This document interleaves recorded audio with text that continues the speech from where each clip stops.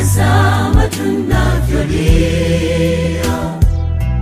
twajiuliza sana, Bwana, ni kwa nini uliyaruhusu?